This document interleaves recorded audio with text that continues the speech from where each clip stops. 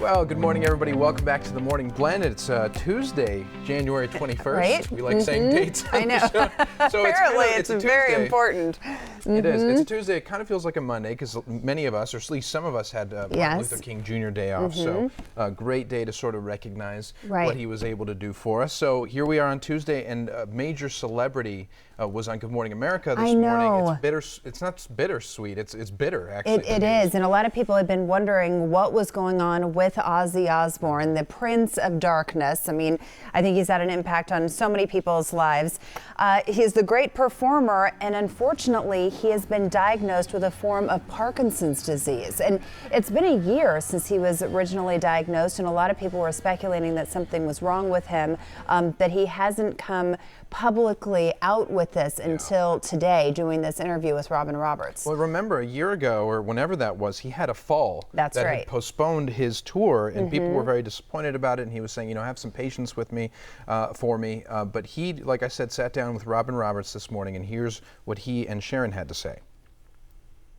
It's Parkin 2, which is a form of Parkinson's, and there's so many different types of Parkinson's. It's not a death sentence by any stretch of the imagination, but it does affect certain nerves in your body.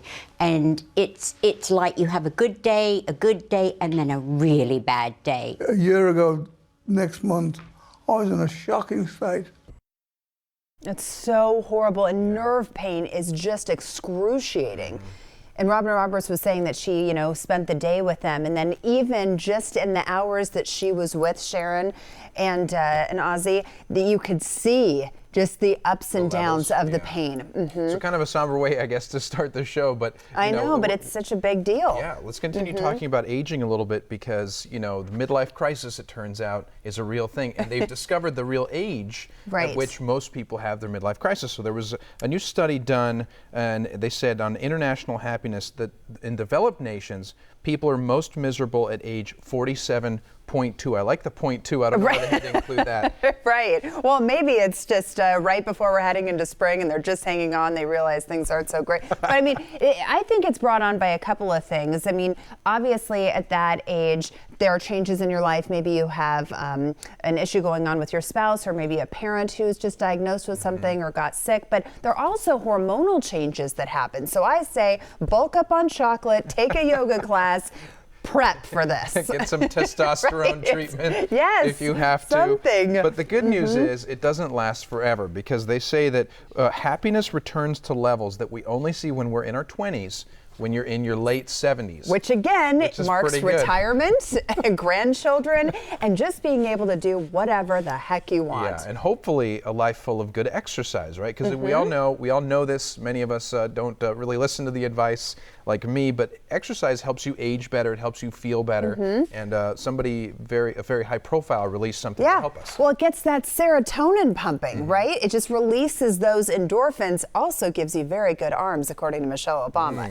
Case in point, she does. I mean, those were the most talked about arms in America for the longest time, and rightly so. This is her playlist that she came out with, and we were trying to look at some of the best songs, or maybe match up some of the ones that we had on our playlist, but I was surprised they weren't as fast-paced. Yeah, I need the fast. Right. Like it's taking over your head and your body fast. Yeah, but these, I think, are a lot of songs are inspirational too. Like if you look at some of the list, I don't recognize honestly a lot of those songs. Right. But she posted it on her Instagram. It got over 725,000 likes. I mean, she is the former First Lady after all. Yes. And she said it's that time of year when our resolutions, our goals are getting hard to kind of stick to, and so that's why she wanted to release that. Music is the biggest motivation. Yeah. Don't you think? Yeah. I mean, there's some music that's so great you literally can't sit in your seat. You want to dance so badly. Right? Am I right, Especially Alex? after some Don't you cocktails. feel like that? Yeah, I do. So have you been on a cruise? I have not. Okay, me neither, and I don't think I'd want to. One of our next guests has been on a couple cruises. He's Greg. It's our next client, as a matter of fact. He likes his cruises with his parents. But would you go on a 111-day I think, cruise? I've been opposed to cruises in the past. I mean, we've heard about things that happen on cruises and everything, but there are certain ones I am now drawn to because I've heard so many great things about them. I don't think I could last that long. I'm thinking maybe like 2.5 weeks. Look at the price. Look at the price.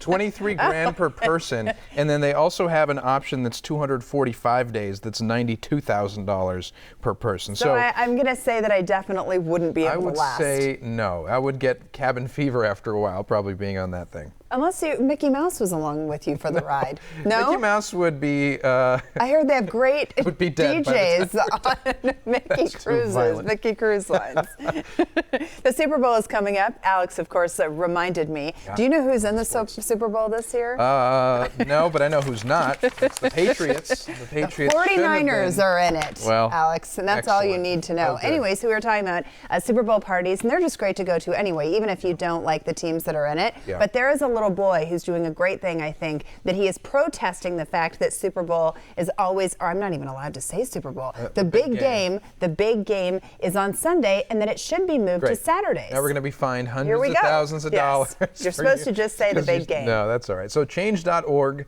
has that petition if you want to go sign it to get it changed to Saturday. And we wanted to leave you with something really, really cute. Or not. Or not, depending on how you look at it. But Baby Yoda from so the cute. Mandalorian on Disney Plus. Yes. He was all the rage this past year and this year. And an artist has actually come up with a rendition of a baby Jabba the Hutt, the antagonist of some of the no.